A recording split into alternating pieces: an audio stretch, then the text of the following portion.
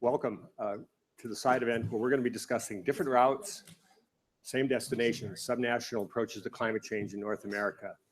I'd like to start this off by first introducing David Rosenheim from the Climate Registry, who will introduce our panel. David?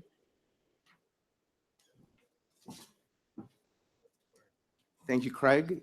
Good morning, everybody. On behalf of the Climate Registry and also the Climate Action Reserve, welcome. Our two organizations, the Climate Registry, which focuses on corporate and facility level GHG accounting, and the Climate Action Reserve, which focuses on project level accounting, have been collaborating to host delegations of US states and to produce events with US states and Canadian provinces at COPs for many years. And for many years, we have seen the emergence of subnational leadership on climate. And this has happened both in the context of national governments who are taking climate seriously and are developing progressive policies of their own, but also when these national governments are proving to be reticent on climate policy. We saw this in the US during the Bush years when state action was just beginning with things like renewable portfolio standards, and during the Harper years in Canada, when provinces like British Columbia and Quebec were putting a price on carbon, despite the fact that the national government was doing very little. A remarkable feature of subnational action in the US and Canada is the collaboration that states and provinces have undertaken through frameworks like the Pacific Coast Collaborative, the Western Climate Initiative, and more recently, the Under 2 Coalition. So we're privileged today to have with us leaders from several of these jurisdictions who are charging ahead to act on climate. So I'll introduce all the speakers and then step down, and Craig will take the reins and moderate. So I'd first like to welcome Matt Rodriguez, who is Secretary of Environmental Protection for the state of California, where he's served in that capacity since 2011. He's a member of Governor Jerry Brown's cabinet, and in his role as secretary oversees several boards that play in their own right critical roles in the fight against climate change. Boards like the California Air Resources Board, which oversees our cap and trade program, the Toxic Substances Board, and the State Water Resources Control Board. Next, we'll welcome Jordan Sturdy, who is MLA for West Vancouver, Sea to Sky in British Columbia. He was appointed Parliamentary Secretary for Energy Literacy and the Environment to Minister of Environment in 2015, and is a member of the Environment and Land Use Cabinet Committee. He also served as chair of the Climate Leadership Team. We'll then move back to the US and welcome Chris Davis, who is Senior Advisor for Energy and Carbon Markets to Governor Jay Inslee in the state of Washington. And a bright spot in last week's election, Governor Inslee won another term. And so we look forward to his climate leadership in collaboration with Chris for the next 4 years. We'll then move back over the border to Canada and welcome Katie Sullivan.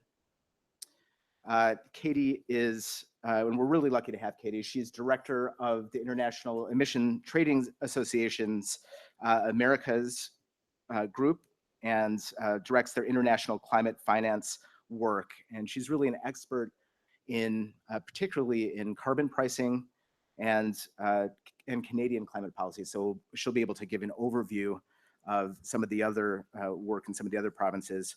And last but not least, we'll welcome Deb Markowitz, who is Secretary of Vermont's Agency for Natural Resources, where she has served since 2011. And she was previously Secretary of State for Vermont, and not only has a deep knowledge of Vermont's climate and energy policies, but also for the region in which Vermont operates. And she'll be able to speak to things like the Regional Greenhouse Gas Initiative. So Craig, over to you, and thank you all for being here. Thanks, Dave.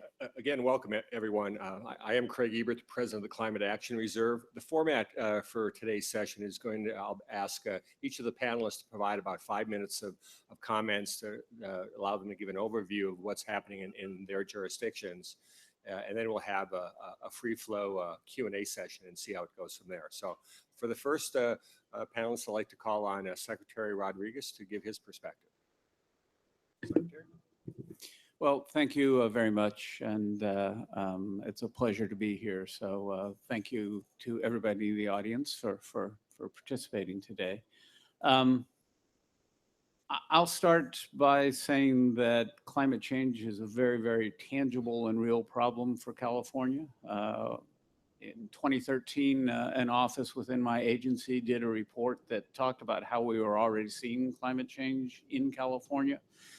We see it on our coasts with rising sea levels. We see it in our forests with trees that look like they are from New England because they're all turning orange. But in California, that means they're all unhealthy and they're dying. We've had serious fires over the last several years. It looks like we're in for a sixth continuous year of less precipitation, less rain, less snow than is typical in California. And all these climate change effects are having a dramatic impact on California. So that's why California is very, very motivated to do something about climate change. Now, we recognize in California that there are a number of ways that you can address climate change. I've talked before about the fact that you can do three things. You can change the source of your energy so that you're not using carbon-based fuel. You can use your energy more efficiently so that you're requiring less energy generation, which in turn reduces greenhouse gas emissions. You can live in a way that is different so that you're using less energy. So we've got a series of programs that try to do all three of those things. We have adopted a renewable portfolio standard that is designed to get us to 50% renewable energy by the year 2030. We're doing a scoping plan right now that will identify how we're going to get to that target. Several years ago, we were around 8 or 9% renewables. And in recent years, we've really picked up the pace. And right now, we're at about 25% renewables. We had an interim goal of having 33% renewables by 2020, and we know we're going to make that, which is why we're moving to 50% by 2030.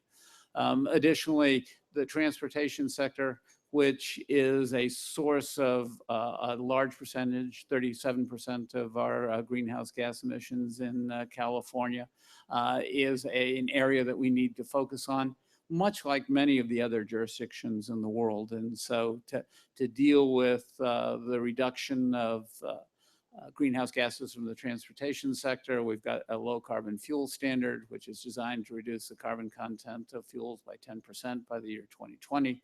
We're promoting zero emission vehicles that will hopefully have 1.5 million zero emission vehicles on the roads of California by the year 2025. We're soon to be at 250,000, so we think that that target is obtainable.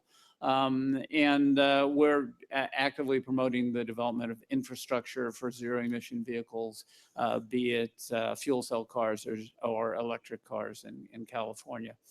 Additionally, we've got energy efficiency programs to cut down on, as I said, energy use. In the past, those programs have been very, very successful. Per capita energy use in California is about the same as it was in the 1970s. That's in comparison to the rest of the United States, where energy use has gone up 18% since the 70s. And then there's our cap and trade, or our emissions trading program. We've set up that program with the Canadian province of Quebec. We're looking at working on including the province of Ontario in that program. And we're committed to moving ahead with all of these programs in the years ahead.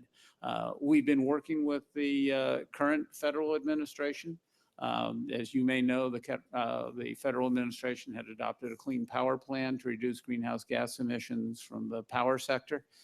We were in support of that plan, and we knew that through the cap and trade program, we would be able to meet the objectives set out in the president's plan using our existing programs.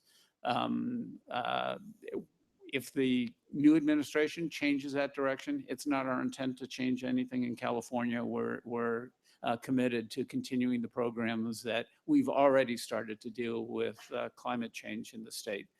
One last thing I'll mention is that any funds that are generated from the cap and trade program, from the sale of emissions allowances, we take and we funnel back into the state into programs that further reduce greenhouse gas emissions. So we've got about 11 sectors of programs that we use to promote low carbon transportation, to promote energy efficiency in our existing building stock, to promote urban forests in California.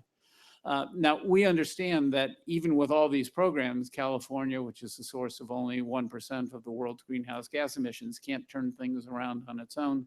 And that's why we've been fortunate to work with a number of other jurisdictions throughout the United States and Canada and the world on programs to reduce greenhouse gas emissions. And in fact, through the Pacific Coast Collaborative, we work with British Columbia and Washington, two of the participants in today's session, to trade information on how do you put a price on carbon? How do you reduce the carbon content of fuels? How can we work collaboratively to increase vehicles? I mean, we recognize that there's no one path to be taken to reduce greenhouse gas emissions. As I said, there are a range of things you can do. And we just want to work with other jurisdictions to exchange ideas on what options there are out there and to encourage just some fundamentals like putting a price on carbon. In addition to the Pacific Coast Collaborative and our work with Quebec and Ontario, we've also been promoting an agreement that we call the Under Two Memorandum of Understanding. That is a commitment by California and other regional and sub-regional governments, cities, and also some nations that commit to getting to the ultimate goal of reducing greenhouse gas emissions by 80 to 95% by the year 2050. It's not a binding agreement, but again, it is an agreement that says we share a common objective. Let's discuss the options for getting to that objective. And it understands that different economies around the world, different circumstances around the world may give rise to different kinds of programs. There's no one way to get to that objective. But what we are committed to is working with one another to address climate change and make sure that we've got green trees in California and that it's all right to live on the coast and not worry about sea level rise. So that's the goal. That's a general outline of what we're trying to do in California. That's our commitment to continue doing those things that we've been doing thus far. And with that, I will say that I've probably exceeded my 5 minutes, but hopefully by not too much. Thank you, Secretary. I'd now like to turn over to Jordan Sturdy.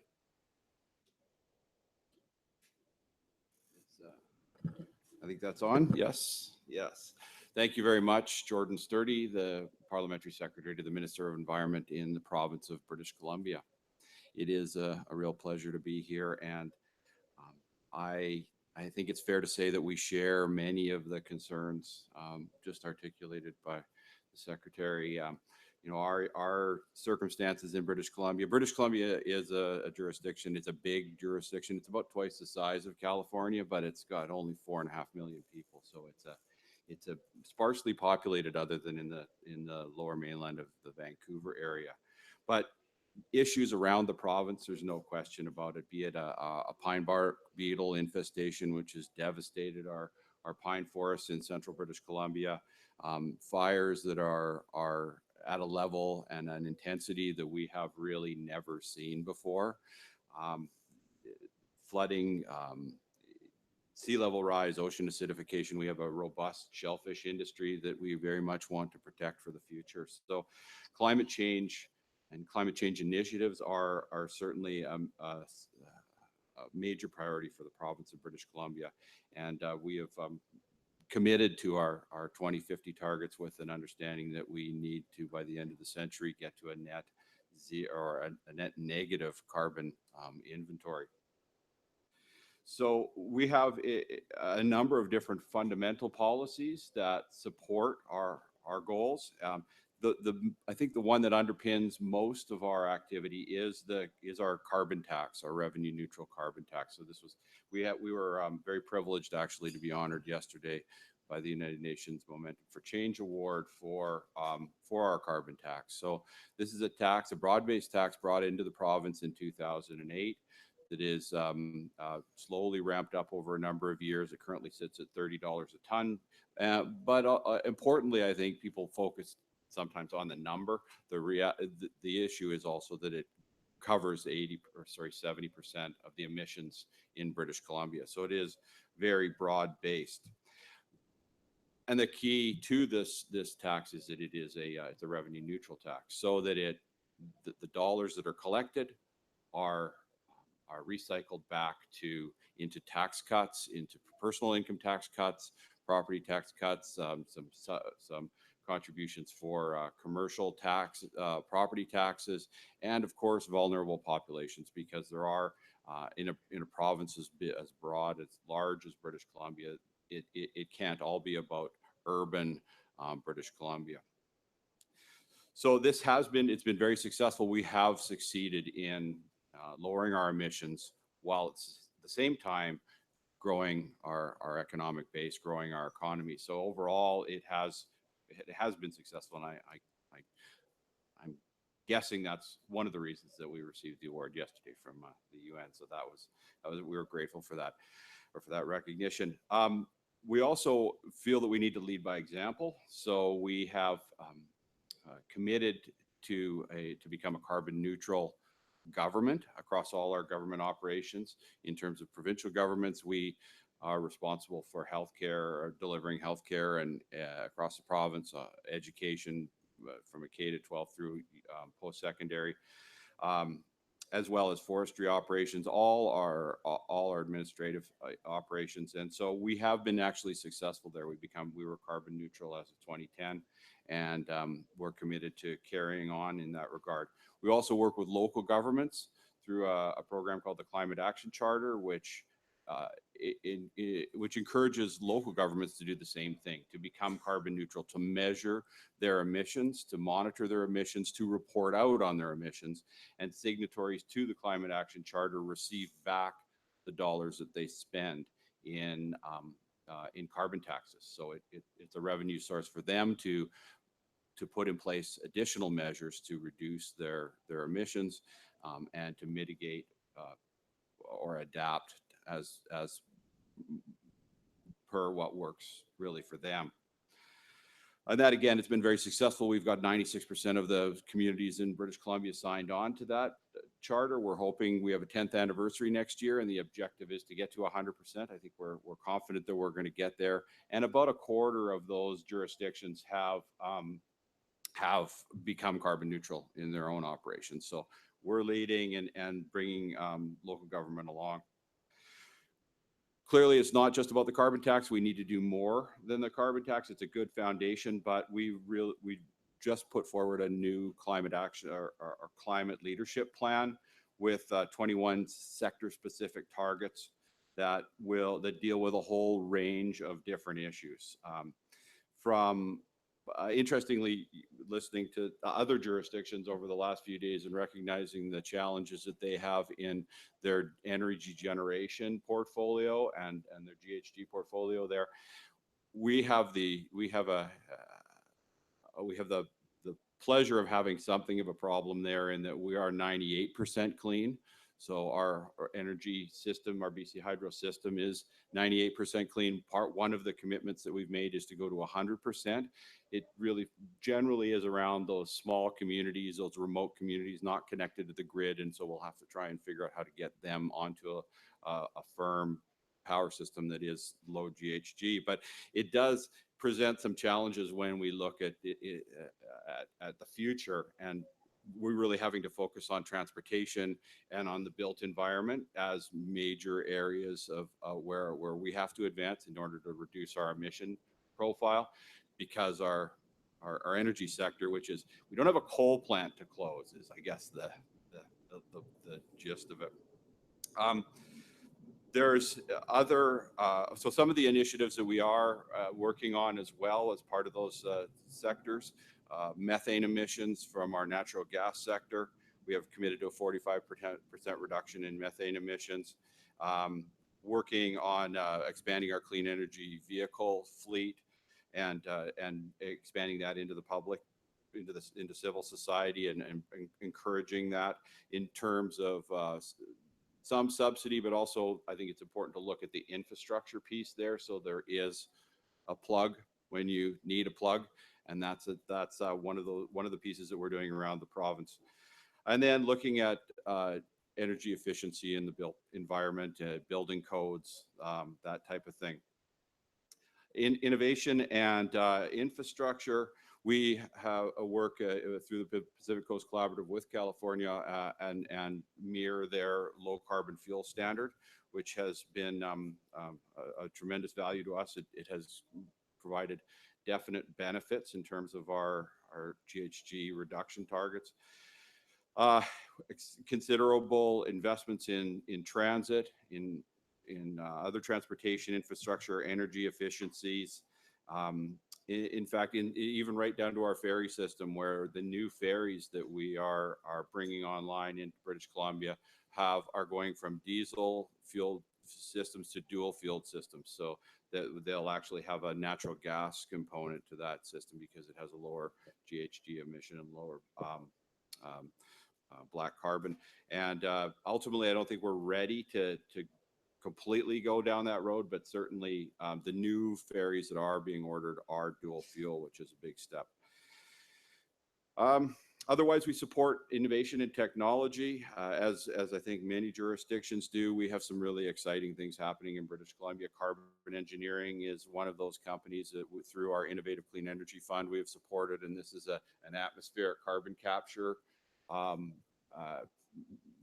technology and train that ultimately will, the objective, and they're looking to be very successful, or and we're at a point where we're seeing that we can how well this commercializes, and to create a synthetic fuel. So you can pull a molecularly identical diesel or gasoline fuel out of atmospheric carbon.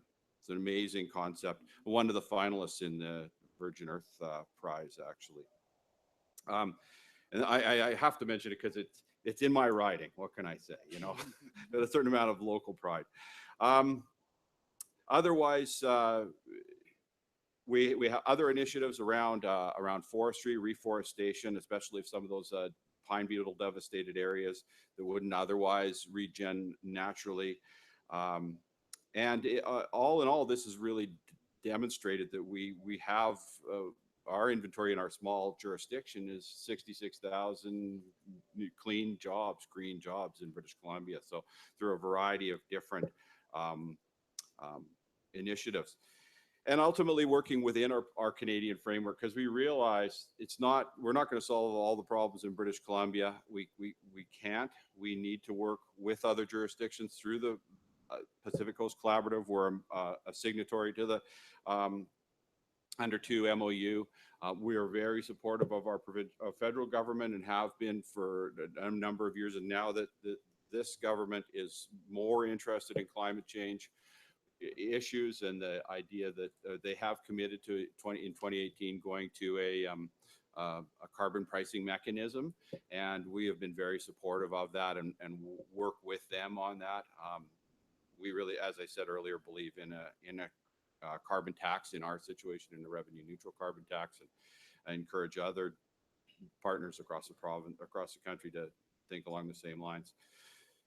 So we're committed. We realize that we're not there, but we recognize that we have more to do, but we're certainly on our way, and are committed to getting there. Thank you. Thank you, Jordan. That was a great overview of a wide variety of strategies to address climate change. It seems like BC's really pegging the needle on a number of fronts. Thank you. I'd now like to turn to Chris Davis from the state of Washington to provide an overview of their actions. Thanks, Craig, and thanks, David and Craig, for hosting this event, having us here. I think it's safe to say that for those of us from the States who arrived here, we have perhaps diverted from some of our original agendas and had different kinds of conversations since getting here than maybe some of us anticipated.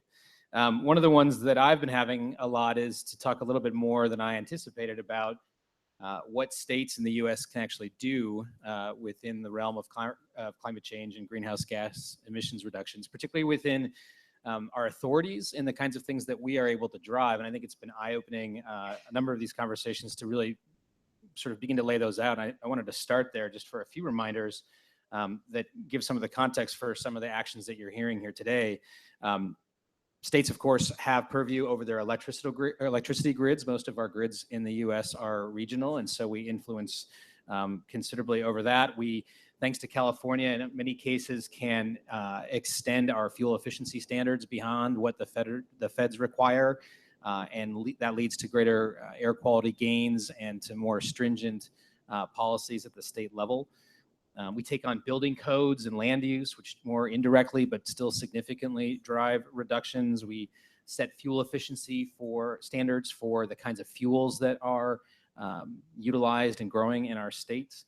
And of course, we do work to influence the shape and the nature of our grid by setting policies that incorporate ever larger amounts of renewables into the electricity system. And these are all added together tremendously significant drivers. They make a big difference in terms of what states can do to take control themselves of what is necessary to reduce emissions. Take Washington, for instance, is the U.S.'s largest producer of renewable electricity because of the legacy of hydropower in our state. And nonetheless, we passed an RPS in 2006 to increase to 15% renewable, the residual of that non-hydropower in our system, to push that even further. And as a result, we went in 2004 to the 10-year period to 2014 from basically no utility scale wind to 3,000 megawatts and an investment of some $5.7 billion of capital into the state. Much of that landing in rural communities where you have an opportunity to increase the local tax base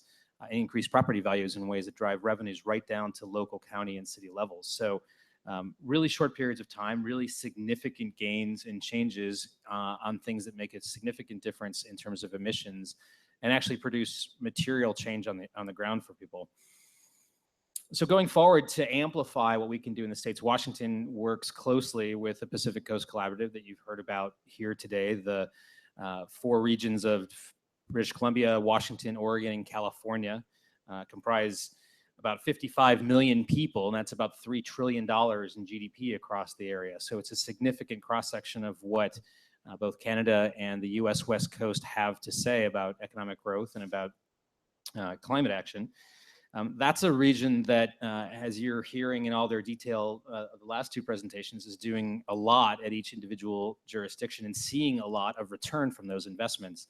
That's a region that has grown green jobs in the last 8 or 10 years by some 20%, and which has outpaced national job growth for each of our jurisdictions considerably. We, across that region, now employ some 590,000 people in green jobs across that area. So these are not trivial figures. And I think what you've heard in the detail in these last conversations gives you a flavor of sort of how much is being done.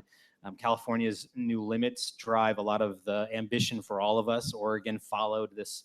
These are all activities that have happened just since Paris last year. Oregon followed by setting their own 50% renewables portfolio standard goal for 2050.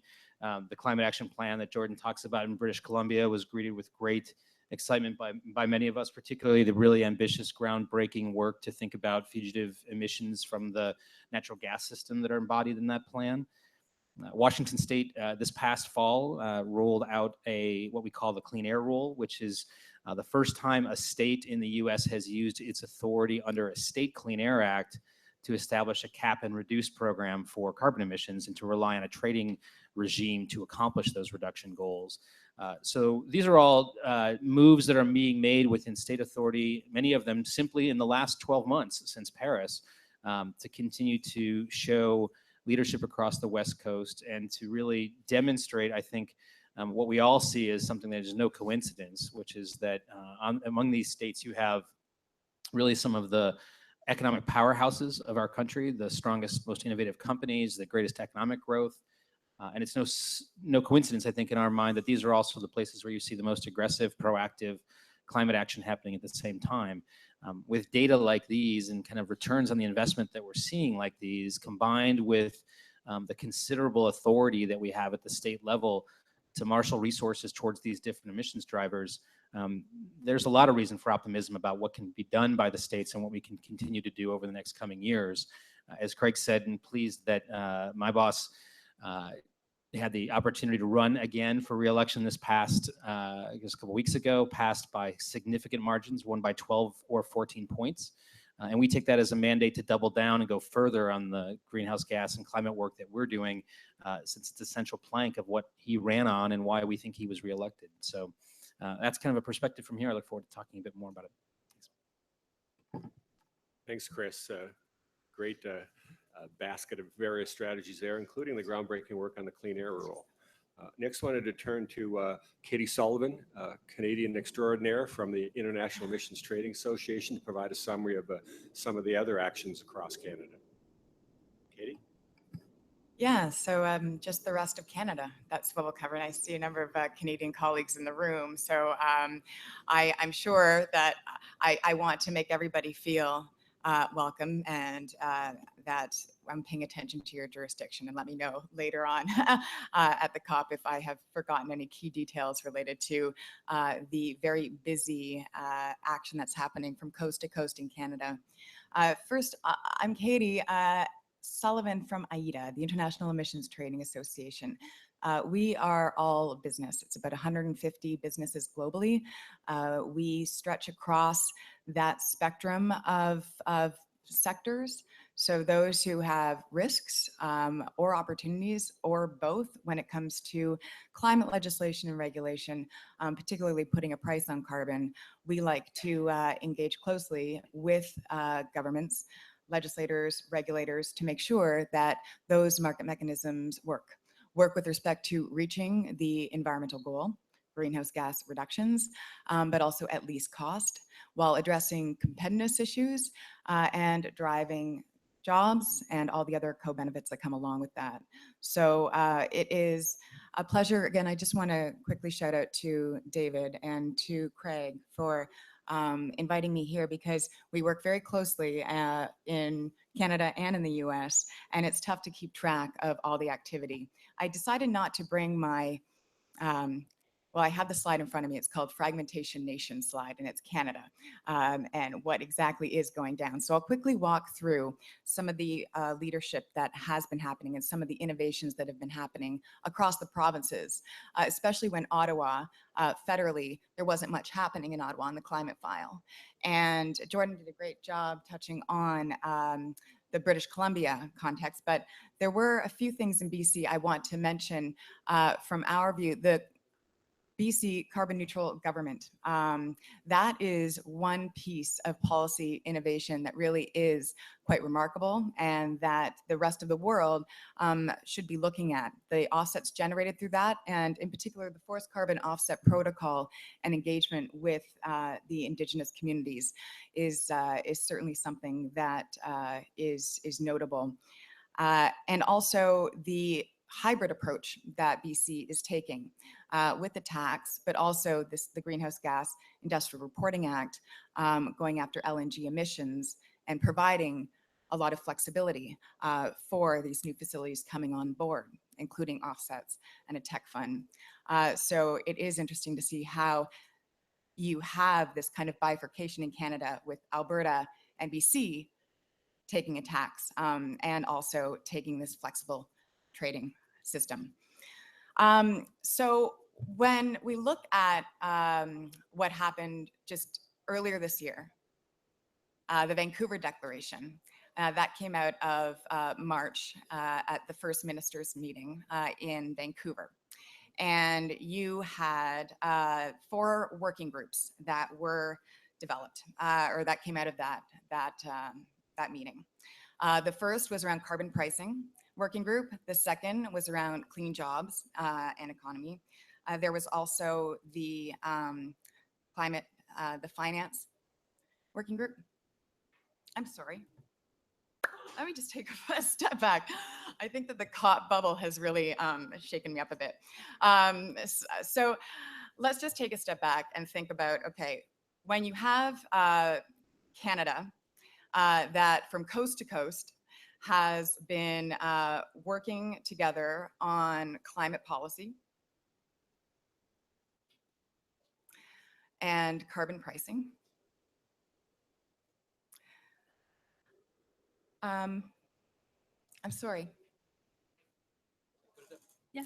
Deb, I think I'm going to pass it over So to you. I'm gonna take it on for the moment, and so I'm gonna jump in and talk for a minute about taking off from Chris about why leadership in Canada, leadership in the United States, leadership around the world from subnational entities makes such a difference.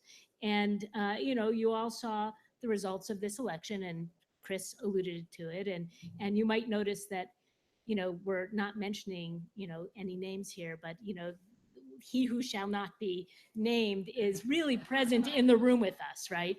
For you Harry Potter fans, okay. What Chris started with should be of some comfort. In the United States, we operate in the context of cooperative federalism, where the states have a lot of authority and autonomy when it comes to environmental regulations. In most cases, the federal rules are the minimum, and we could then adopt our own parallel rules that can be more stringent, not less, and the states have done that. And you might ask, well, how is it possible that we have so many states, 36 states have climate action plans, 36 states have renewable portfolio standards. So the question is, how can we have an election like we just saw, where there's so much state action happening on climate change? How can we have a presidential candidate that made part of his platform, not continuing with our obligations under Paris? Now, I'm not saying he's actually going to do that, but that was certainly one of the things he talked about during the election. So do you wonder that? Yes, you do. And it's because states like mine, every state in this union and in the United States, are experiencing the impacts of climate change now. It is not about polar bears, right? In Vermont in 2011, we had a tropical storm, Irene, that was devastating. It destroyed public infrastructure and homes and businesses in 225 of our 250 communities. Our whole state, with the exception of a small number of communities, were impacted. Since that time, we've had 8 other declared disasters in my 6 years as Secretary of A&R. We also see Lyme's disease. We never had Lyme's disease before because those ticks couldn't overwinter in Vermont. We're having a die-off of our moose population because of ticks that aren't dying off, that are impacting the moose herd. We had a pollinator die-off because spring came at the wrong time. In Vermont, our wild bees depend on our apple blossoms, and our apple blossoms all blossomed. We had a really late spring because of rain. That's, for us, it's about too much water all at one time. And so spring was put off, and all of the blossoms bloomed all at one time instead of slowly over a period of 6 weeks. And we had a tremendous wild bee die-off. So in every state in the United States of America, people like me, people like my governor, people like mayors of our largest cities see that climate is impacting the health, safety, and welfare of their citizens. And we're where the rubber meets the road. So that's why you're going to see continued action in the states, whether it's a place in the South or in areas of the Midwest where they can't actually name it climate change, or California or Washington with some of the best communicators in leadership about climate change in the world, I would suggest. So we're going to see it. And in Vermont, we have been climate leaders as well. I'm very proud to say, coming out of Irene. But even before then, and that's because in Vermont, we've got a land-based economy. So Vermonters understand how much we rely on Mother Nature for our prosperity. We have an efficiency utility, the first in the world, where it's an on-bill finance, where there's been a charge on our bills now for a couple decades, and that money is reinvested into efficiency. It's made a tremendous difference, both when we're thinking about grid stability, when we're thinking about demand for new generation, and also we use it for weatherization, for people's comfort. And it saved billions of dollars for Vermonters over time. So it's a great model. I'm happy to talk to you about it. We've got distributed generation incentives like a lot of states. And as a consequence, two things. One is we've increased our solar our in-state solar by 10%, 10 times, and our wind by 20 times. And right now, 1 out of every 20 jobs in the state of Vermont is our clean energy economy. It saved us from the economic downturn. We were either the lowest or the second lowest state with unemployment because of our green sector jobs, no question. So there's a decoupling between this looking for decarbonization and economic prosperity. We've been a member of Reggie from the beginning, the Regional Greenhouse Gas Initiative. That's brought $1.3 billion of investment into our region. We take the proceeds from the Reggie auctions, and we reinvest it largely in energy efficiency or renewable energy transformation. And because we're a rural state, we have, and I believe we're going to be hearing more and more about this in future COPs. We have looked for nature-based approaches that would provide co-benefits both for greenhouse gas reduction and resilience, keeping our communities safe, and supporting a land-based economy. And that's an exciting area of innovation that we're going to have to get to if we're really going to meet our obligations, not just in Vermont, but across the globe under Paris. And then finally, our trickiest spot, I've got to say, in a small rural state is transportation. 50% of our emissions comes from people driving their cars or trucks delivering goods in the state of Vermont. We don't have ports. We've got a couple little airports, but that for us is not significant as compared to people having to drive from work back home into our rural area. We don't have mass transit. And so we've really focused on looking at zero emission vehicles and how do we deploy them in the state of Vermont. We're lucky in that we're one of the states that follow California. So their standards, their cafe standards and their standards that require manufacturers of automobiles to produce and then sell electric vehicles make a tremendous difference for us and will continue to do so. As a state, we're leading by example. Right now, a third of our fleet is our zero or low emission vehicles. And we're on track to have half of our fleet be zero or low emission vehicles by 2020. We also have a smart grid. All of our meters in the state of Vermont now are smart meters. We haven't deployed the next level of technology to allow the utilities to manage it, but that's where we're heading. And I have to say, one of the reasons for our success in Vermont is because of partnerships. We're a small state. We really can't do it alone. I mean, I can be it's like, as I say this a lot with my California colleagues, as goes Vermont, so goes Vermont. That's like not a thing, right? It's as goes California, so goes the world, right? As goes, right? We're just Vermont. And so for us, partnerships really matter.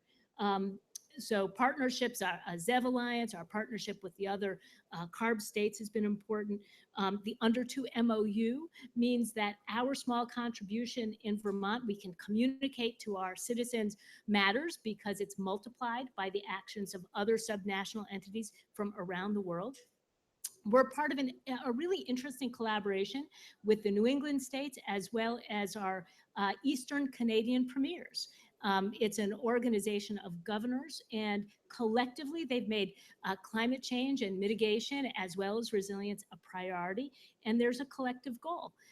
It matches the under 2 MOU, but it requires us to come up with an action plan that crosses border. I think that's important. And for us in Vermont, we have really innovative utilities. Our private sector is tremendously important as well. And I'm going to end with this note because I think this is an innovation. In our latest energy bill that came out of this last legislative session, with the full support of our utilities, in addition to our renewable portfolio standard, which is very aggressive, we have a new requirement that our utilities begin to change their business model. And they're going to be required to help individual homeowners and businesses decarbonize and head to a zero carbon home. And as part of it, they're going to be looking at how to assist with perhaps on-bill finance and subsidies with weatherization of homes, heat pumps, moving to not just rooftop solar, but rooftop solar we're doing a partnership with Tesla, with a Tesla battery for storage. And they already have some demonstration projects where they have helped create zero carbon, zero emission homes where the owners of those homes are paying less every month on their utility bills because of the efficiency savings. So it's a win-win-win. And so I want to leave you all feeling optimistic. I know we've got some more conversations and perhaps some questions from the audience, but the state and local governments in the United States really matter, and we're ready to step up into leadership. We have been leading, and we know more may be required of us in the coming few years. Thank you. You may be a small state, but it's an amazing collection of both strategies to adapt to the impacts of climate change, as well as trying to drive to a zero or low carbon economy. Katie, would you like the mic again? You know, when you have a nightmare and like you wake up and you're like, thank God that was just a dream. That just happened in real life. I'm so sorry. I think that the past couple of months really has gotten to me. I think looking at my fragmentation nation site, which you can't see, the Canada, when I brought it up, and I started thinking about how the last few months have played out in my life and certainly our members' lives and our partners' lives, it just really struck. No wonder we are absolutely exhausted. And not to mention the AIDA COP Pavilion, which is around the corner and has been going side events nonstop with many of you in the room. So I apologize. I want to be quick so we can get to moderated discussion. I'm not going to try to cover everything on the map in Canada. What the important takeaway here is that what is happening in this COP venue, having 180, 90 plus nationally determined contributions, right? All these different targets, all of these different categories. And then how do you start stitching this all together to reach this ultimate goal of the 2 degrees Celsius with the ambition of 1.5 degrees?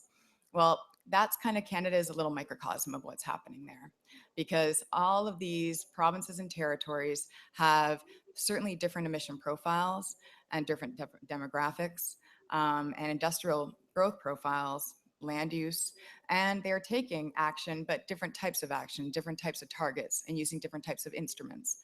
While we all know that Canada has an NDC, it is 30% below 2005 by 2030. So the federal government right now is working very hard with its provincial and territory counterparts to try to stitch together this patchwork of what's happening at the subnational level. And it is not going to be a cakewalk, but they are making progress. Right now, as I was trying to communicate earlier during my was in March, you had all the first ministers, the premiers, and Prime Minister Trudeau meet in Vancouver And that was where the Vancouver Declaration came from.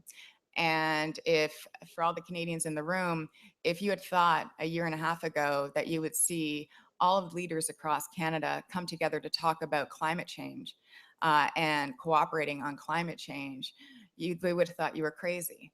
That progress alone, just having all of our leaders get together to discuss working together on climate and meeting their target and driving green growth, clean growth, was really quite remarkable. And it wasn't that long ago, but they've been working very hard since then in these 4 working groups I had mentioned.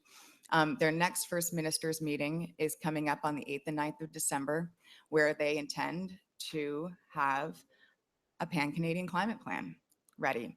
And as part of that is the federal carbon pricing proposal right now, which was released at the beginning of October. And this proposal offers it will require every jurisdiction, possibly with exemptions for territories, that's to be decided, every jurisdiction to have a price on carbon by 2018. Not very far away.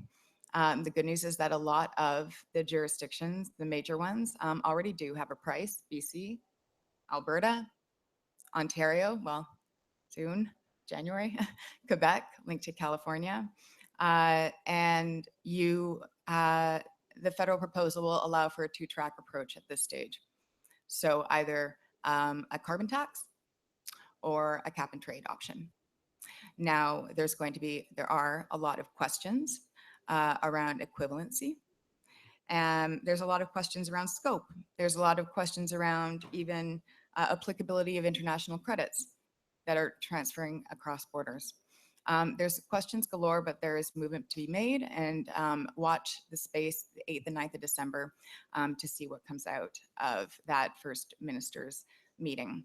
And I want to, and then I'll wrap and moderate, and please nobody post any of that situation before. But when the Canadian federal government was not a champ, like it really is right now, a champ on climate at COP, and I've been to a lot of COPs. The provinces were taking leadership, and some of them were being more vocal about it than others. But there are some incredible learnings for the rest of the world, whether it is the BC tax or the carbon neutral approach, the Alberta Technology Fund, the Alberta Offsets Program, Compliance Offsets Program with some 30+ offsets. You have then obviously the cap and trade piece going east with Quebec linked to California, soon to be Ontario by 2017. Well, 2018 potential link. So there are a lot of the world is watching to see how Canada can stitch all of this stuff together in a way that ultimately reaches their target. Because if Canada can do it, then hopefully it provides that additional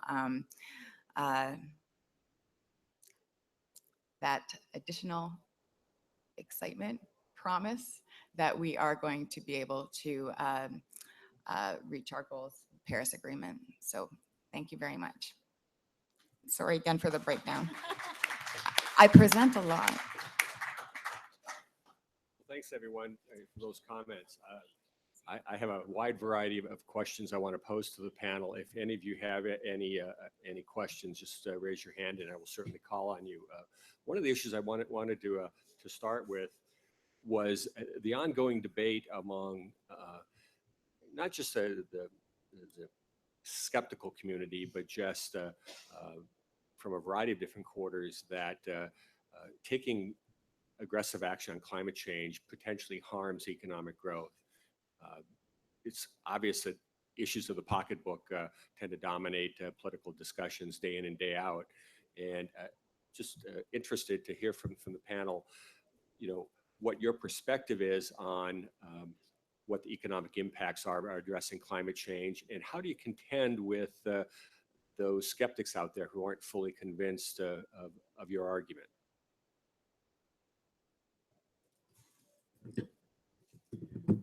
Well, I'll just say in California, when I became the secretary in 2011, that was a significant concern.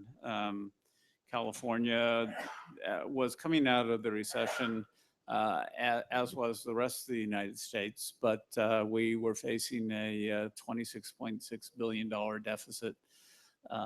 Unemployment was at around 12.1, 12.2%.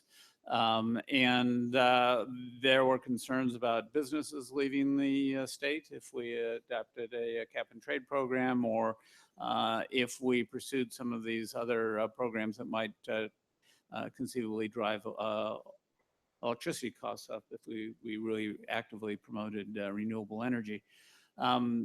Flashing ahead 5 years, we've got a $6 billion surplus in the state. Unemployment is down to 5.3%.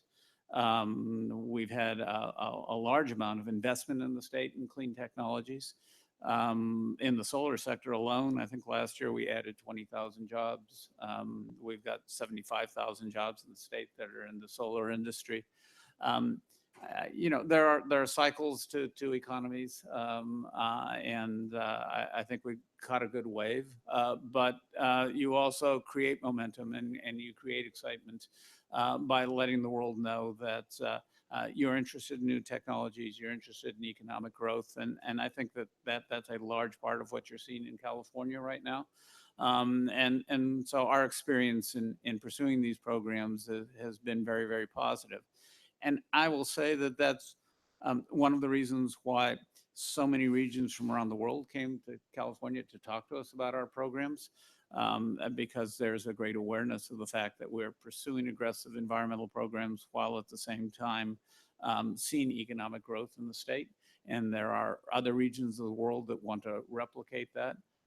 And I'll just conclude by saying that it is of great importance to us in forming the Under 2 MOU group and the Under 2 coalition, that we got to work with other jurisdictions of the world that were similarly very, very successful economically. It is worth noting that our partner in forming the Under 2 coalition was the German state of Baden-Württemberg, one of the industrial strengths of Germany. We've also been joined by Catalonia, which is the industrial heartland of Spain, Lombardy, the industrial heartland of Italy.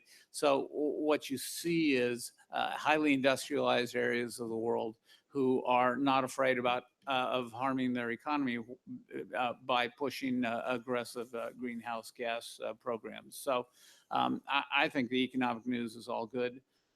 Frankly, I think what you're seeing right now in the world is a transition in economies, and a transition in energy sources, a transition in the manufacturing and industrial world.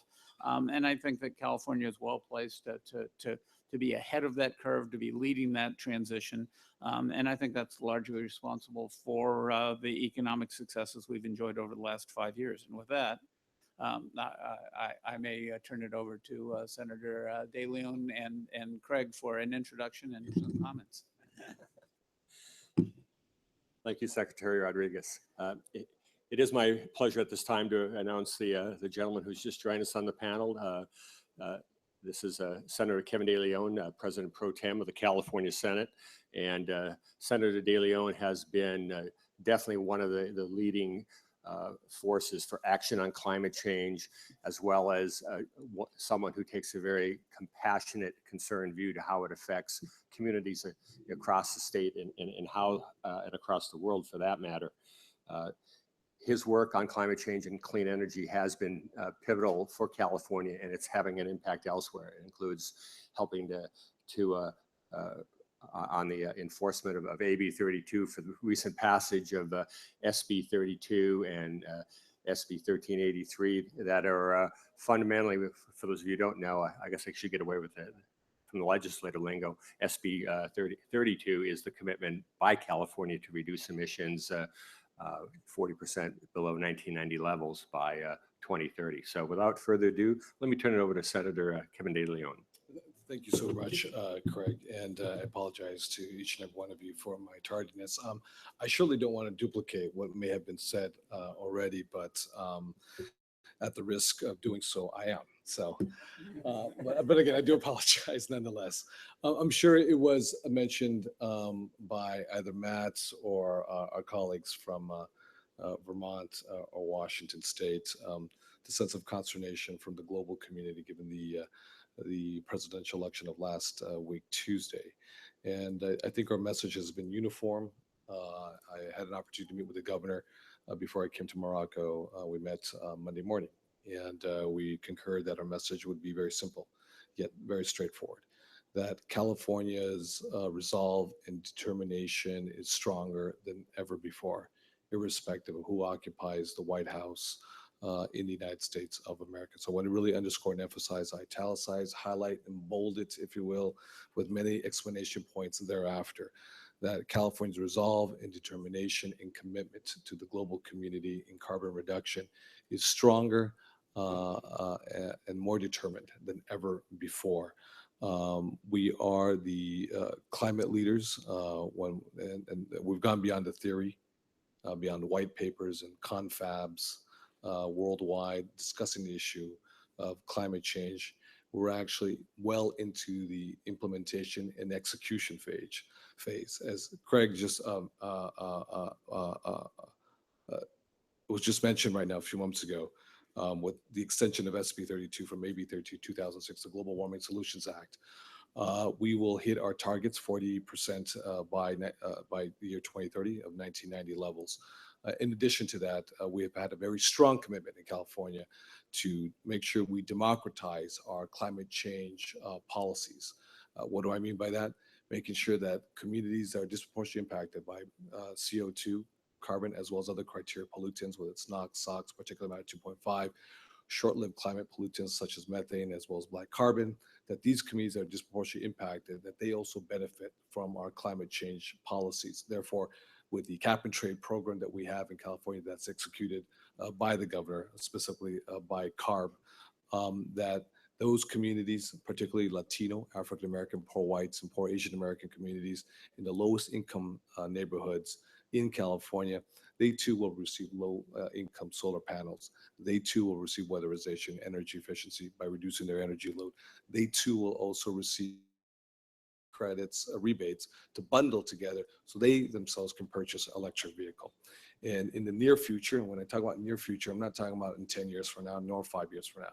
Within the next 1 to 2 years, we'll have a transformation in California with transportation electrification, which means charging stations will be ubiquitous throughout the state of California, such as gas stations are. So therefore, the issue of range anxiety will be a thing of the past. But more importantly, I want to underscore, is that unless we do this, then clean technology is very boutique-ish, because it is only accessible to those who have the financial wherewithal, those who are not the early responders, but I should say I'm forgetting right now, I have a mind block right now, but only to those who have the wealth can access, if you will, early adopters, I should say. I don't know why I'm saying first responders right now, just because of the crisis of global change right now. But, early adopters, and they adopt early. Why? Because they have the financial wherewithal to do so, irrespective of what the price point is on the technology. So if you have the financial wherewithal to purchase a Tesla, great for you. I think that's absolutely fantastic. But the vast majority of Americans, Californians, and the global audience do not have that opportunity.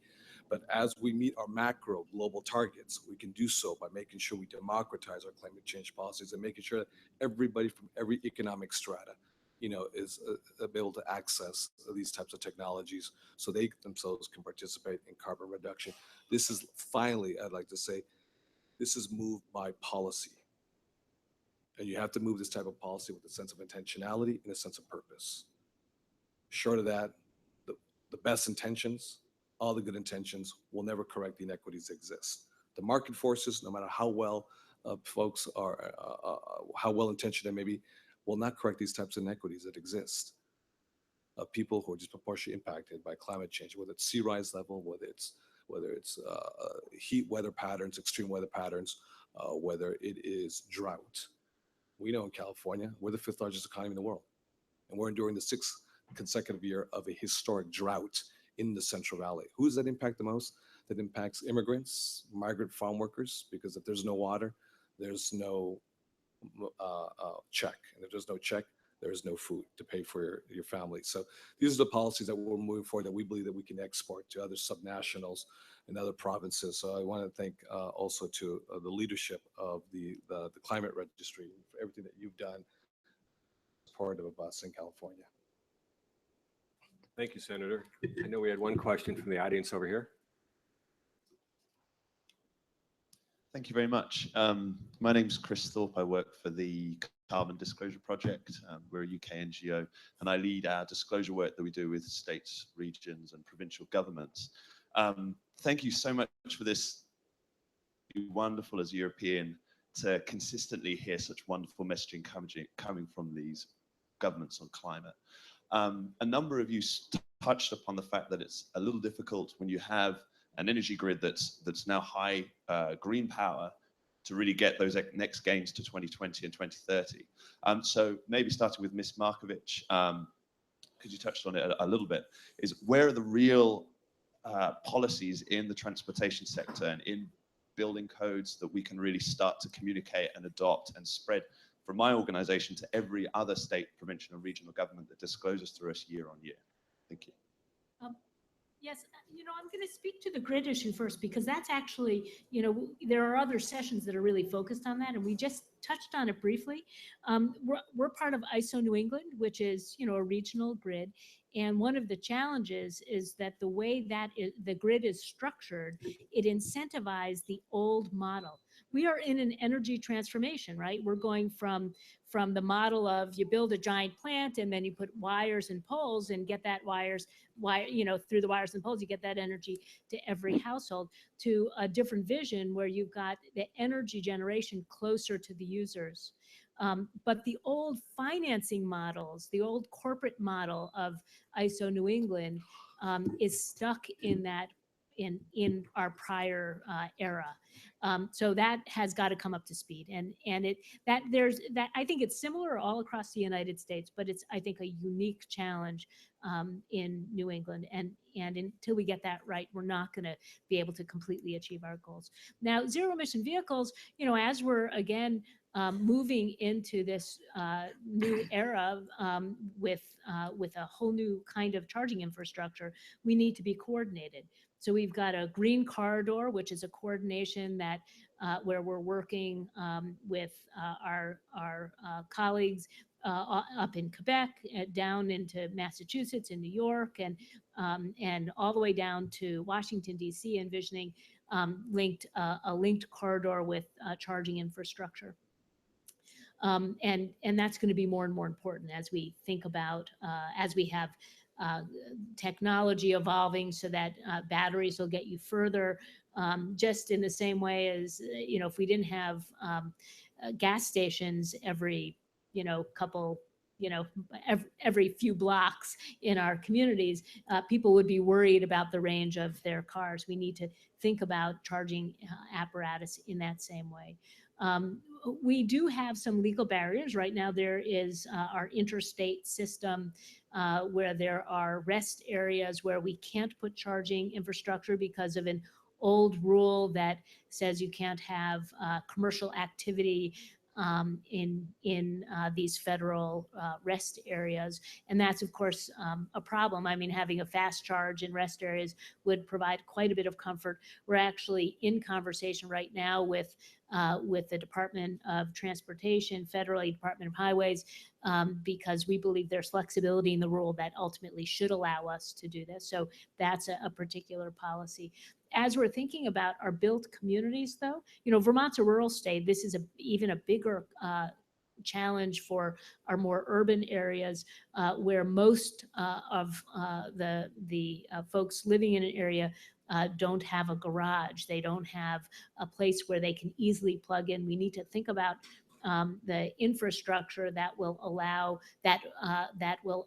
folks who are using parking garages, because that's what it's next to their apartment or under their apartment, to require them to be wired so that you can end up putting in charging infrastructure. And so we're thinking about building codes, we're thinking about engineering codes, we're thinking about smart growth, making sure that we're infilling our communities, and we're also having some pretty innovative conversations about a sharing economy and cars.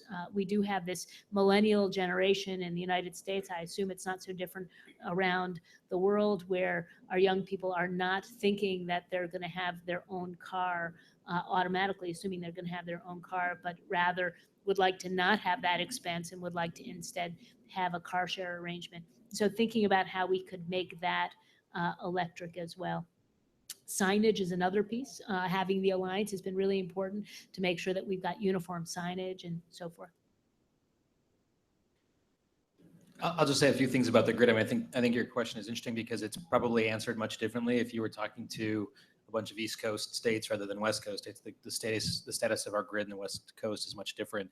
But the overarching issue, I mean, in our state in particular, demand load has been flat for, throughout more than a decade of strong economic growth, and continues to look that way as we forecast going forward. So what are the real issues then? I think there's, in general, the big challenge is how do you integrate renewables and think about the effect that they're going to have on the grid? How do you compensate or manage for increased distributed generation where that becomes a possibility? How do you think about working with and collaborating with utilities on the possibility to address the load growth issue by expanding market share through electrification? What does that mean? Our big our big industrial utilities in the country have had, a long career of doing well by keeping very stable supply and getting a guaranteed profit. And those are not ingredients for great innovation. So how do you begin to work with utilities to sort of set them up to make investments where they're taking on the role of meeting transportation demand going forward? I think there's a handful of things that we've been thinking about. We're very supportive of California's work to look at the energy imbalance market and explore the issues with expanding that to be better situated to more cost effectively integrate renewables. We're obviously thinking a lot about storage. Washington State is home to a number of very cutting edge battery companies that are doing some very innovative things with utility scale batteries that we're expanding. That relates to a third piece, the Governor's Clean Energy Fund, which was an $80 million effort to put state funds into some degree of risk capital to expand R&D, is highly focused on batteries and experimental pilot projects with industrial sized utilities to figure out how to manage demand differently, to figure out how to actually embrace and test some of the emerging smart grid technologies that allow for integrating of those renewables. So those are three areas that we're leaning towards very aggressively.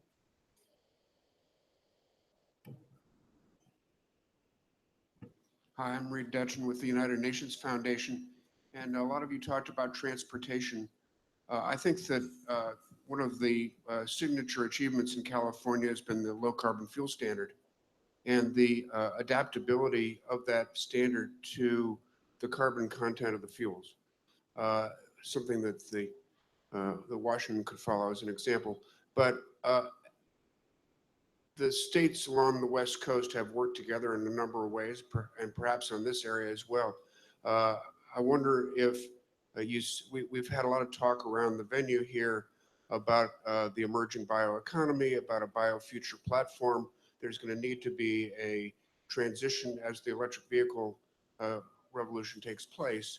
One could even imagine renewable fuels being evaluated based on the way that the feedstocks are produced, such that farmers could be incentivized to do no-till or various things to actually capture more carbon in the soil. I wonder if you'd riff a little bit about how you all are thinking about biofuels, bioenergy on the West Coast particularly, and what the opportunities in the space are as far as you can tell.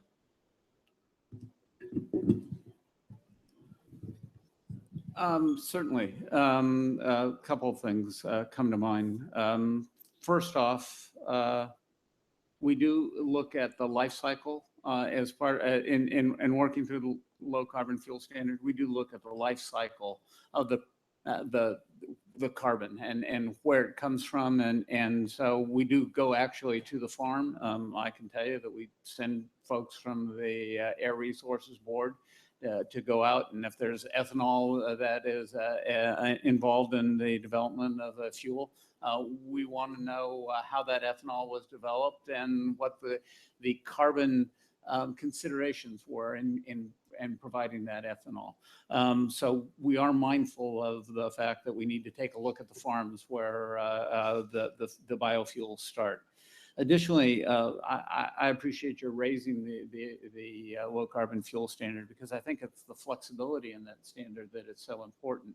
What we're trying to do is just incentivize industry and the scientists out there to look creatively at our fuel stocks and see what they can come up with.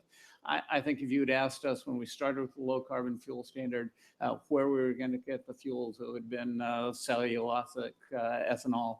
We would have been looking at Brazilian sugarcane.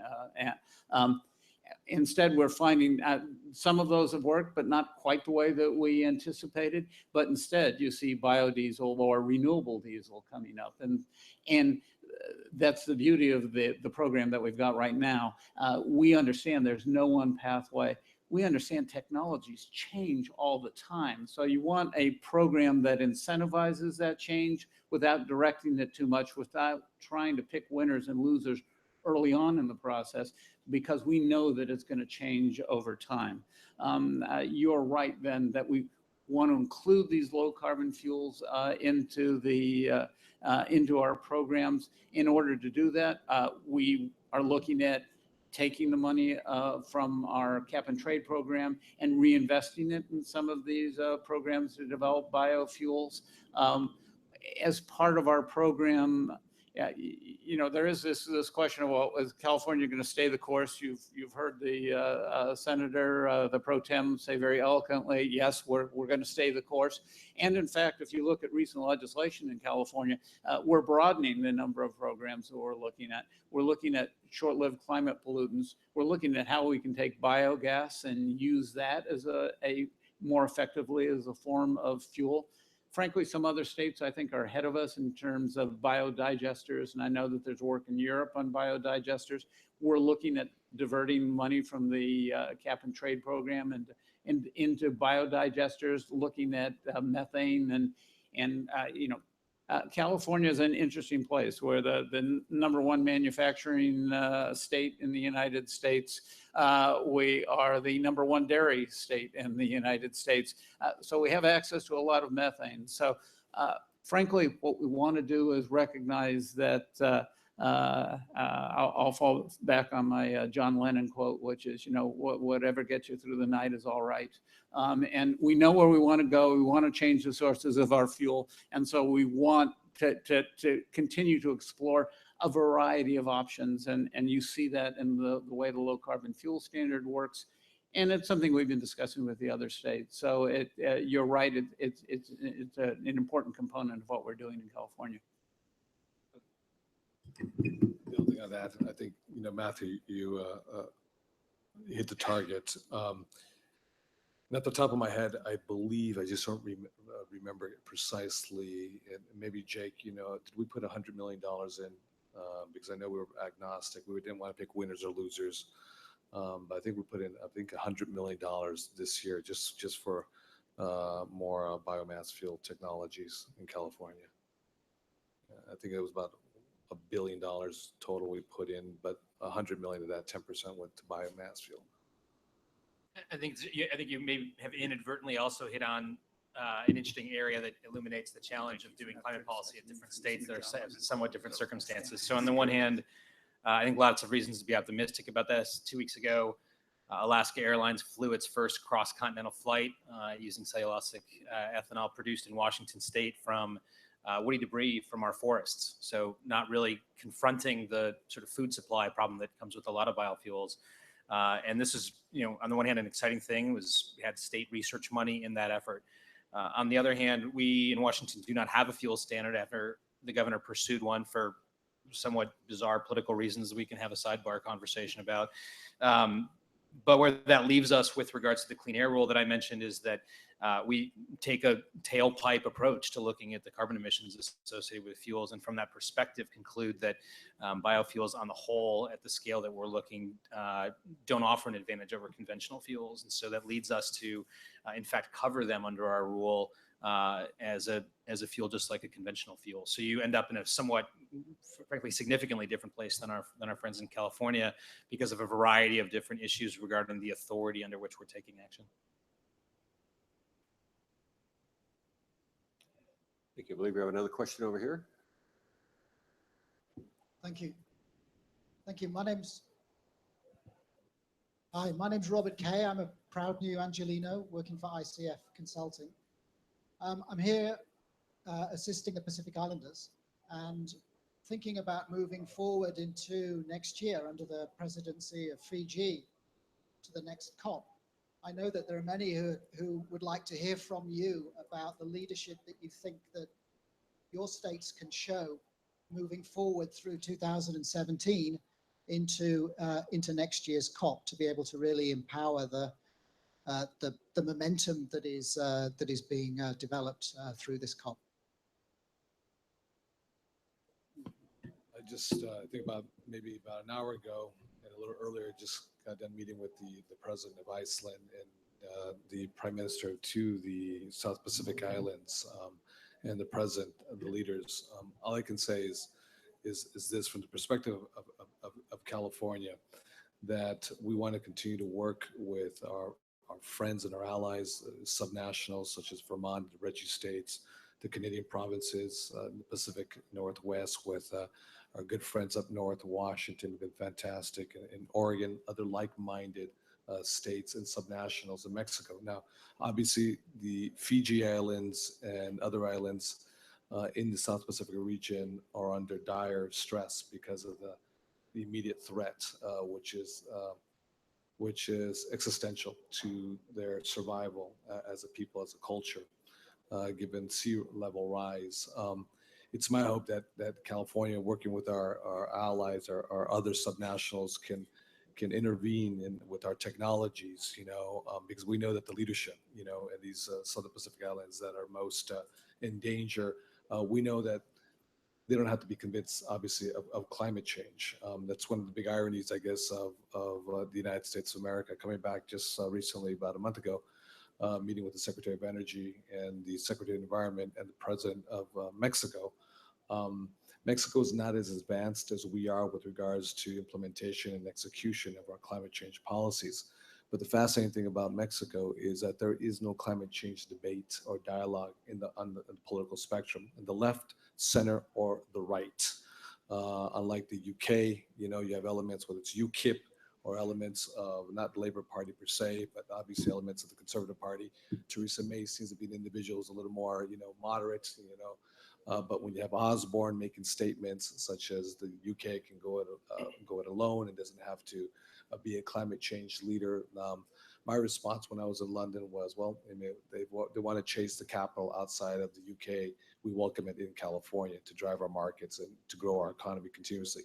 But getting back to Fiji, obviously they don't have to be convinced politically or scientifically that this is real. So we stand in solidarity, but more than solidarity, because solidarity is not going to rescue your islands.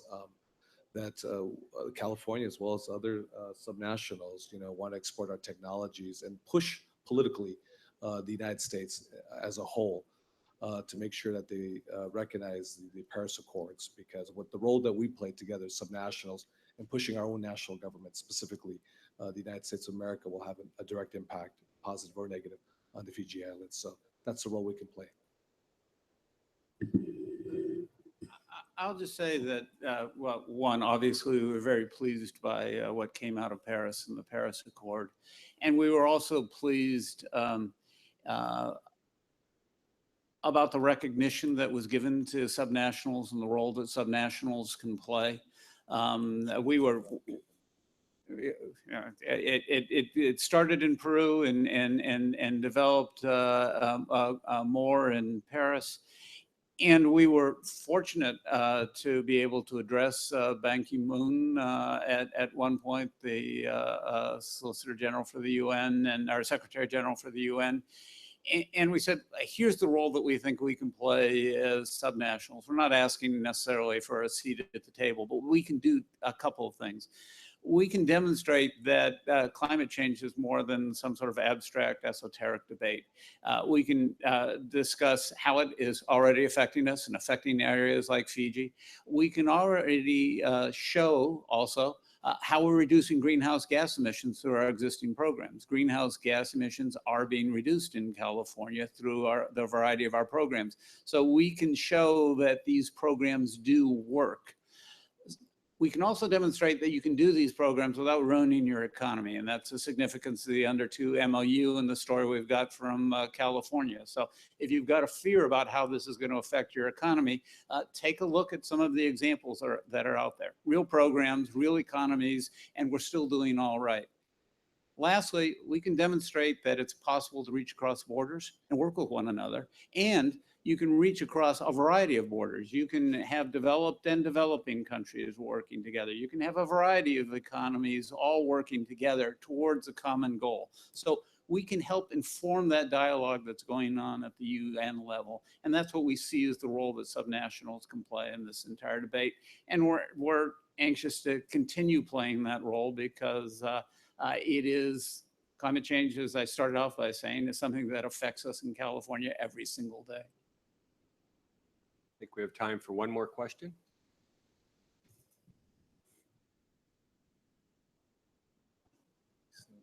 Good afternoon. My name is Sabina Voogd. I work for an organization in Amsterdam called Both Ends. And I'm interested to hear all the actions you want to take on transport, for instance. But I was wondering also about food, because if I go to the United States, I get a lot of meat to eat. And you know that there's a big climate problem there with meat. So how are you, I don't talk legislation, but how are you inspiring people to eat less meat? Do we do school lunches or propositions? Please tell me what your ideas are. Thank you. Yeah. Yeah, we think Vermont should answer that. So actually, Vermont is an example of a rural state that is having an agricultural renaissance. Unlike many places in the Midwest, we actually have more land in production today than we did even just 5 or 6 years ago.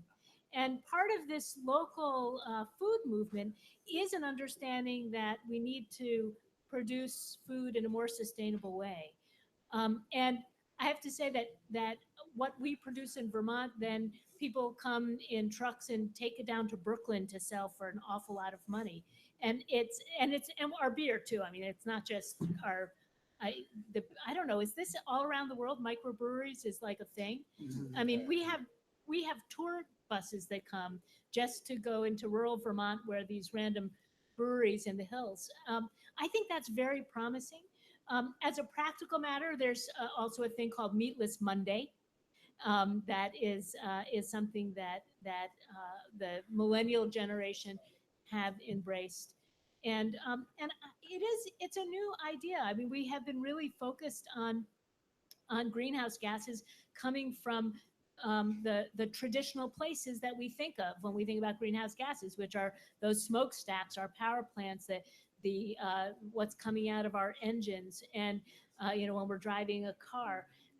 There is now, for the first time in my experience in 6 years, more of a conversation about that short-term, those short-term but intense greenhouse gases that really will make a difference for us more immediately. This is the first COP where I've heard conversations about farm practices in multiple venues, inside meetings. They may have happened before and I missed them somehow, but this time it was in enough places that it was really impossible to miss. So I think you've asked a great question, and it's another one of those challenging questions, because there are some levers that we in government have control over. We can regulate power plants, we can regulate auto manufacturers. It's much harder when we go into people's homes. Like, another thing we're doing in Vermont is we're heading towards zero waste, and we have a very ambitious solid waste law that requires organics to be managed. We have a landfill ban on organics that's going to reach households by 2020. And so we have to quickly get the infrastructure in place so that families have an opportunity to compost that's convenient. Already, that's made a tremendous difference in saving healthy, good food for redistribution in our food pantries. I mean, it's really incredible how our local food pantries now are overloaded with foods from our largest food distributors, food that otherwise would have been in our landfill. And it's healthy, it's good, and it's helping us deal with hunger. So these are the next level of questions that those of us in the States really have to begin to grapple with. And they're difficult because they're culture shifts. I know we're running a little over time, but I don't think the UN's going to mind if we ask one more question in the back corner there. Thank you so much. My name's Jin Lee. I'm a law student at Emory University. And you all talked a lot about engaging and partnering with other states to combat climate change and reduce greenhouse gas emissions. But I was wondering what efforts, if any, were being made to collaborate with and engage other states who are less interested in climate change and allowing for some environmentally concerning practices such as Keystone Pipeline and the Dakota Access Pipeline that's occurring. Thank you. I'll take a crack at that. And I don't know if maybe Matt or other colleagues are in the panel. It is a little disconcerting, Emory University, so the state of Georgia, that we have many red states or perhaps debating, if you will, their leadership, whether climate change exists or not, number one. Not to continue to use California as an example, but if we were the number one carbon reducing state in the world, and as a result, we destroyed our economy and we created unbearable high unemployment, then it would not be a success story. And it would be an example not to follow. So irrespective of your political where you're on the political spectrum, whether you're left of center, or right, or far right, if you actually grow the economy and put people to work, whether you're from Georgia, whether you're from Alabama, whether you're from Louisiana, Mississippi, and Texas, to the credit, has been doing a good job with regards to renewable, specifically wind. Why wouldn't you want to move these policies to put people to work and to reduce your carbon footprint and clean up the air that your children breathe into their lungs every single day? So much of the opposition and resistance is ideological and not based on any scientific data per se, because this is not a scientific issue, climate change. This is a political issue, because all the world's scientists, Nobel Prize winners can be in the room and can speak ad nauseum until their face turns blue, and we have to convince certain policymakers in certain states throughout the country. So unfortunately, it seems like the rest of the world's highly enlightened when it comes to the issue of climate change. They don't have yet the sophistication, the instruments, or the tools to implement the policies to start making incredible gains in terms of carbon reduction. But we're more than happy to engage southern states in particular and show that whether you're on the left or the right, Republican or Democrat, red or blue, you can grow your economy and put people to work, reduce your unemployment, clean up your environment. And it doesn't have to be ideological. It does not have to be Republican, Democrat. And I think we're proving so in California. We want to really work with red states because we have to work with red states if we're going to meet our goals at a macro level. Well, thank you. I think you've heard that there's a variety of very successful strategies in implementation across Canada and the United States. And if anything, we'll be doubling down moving forward to address climate change. If all of you could join me in thanking the panelists for their participation, I'd appreciate it.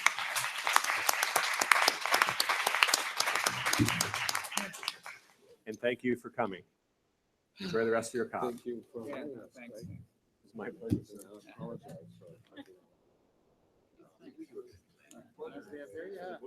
Say hello to Mr. Polak.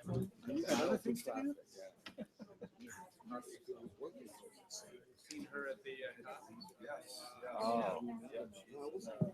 Middle of a number of things right now. Yes. Yes. Well, I'm grateful for the opportunity to attend myself. It's interesting to see. Well, they're fine. This is the right moment. Yeah.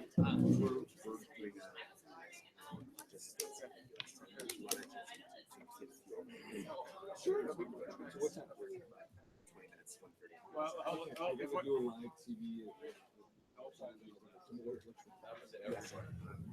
Before you agree with that, Alexa, It's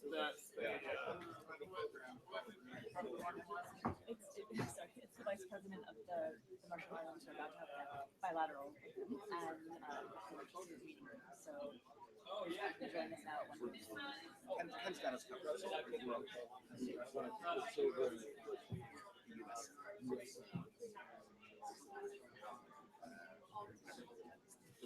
Yeah, it's just next door. Okay.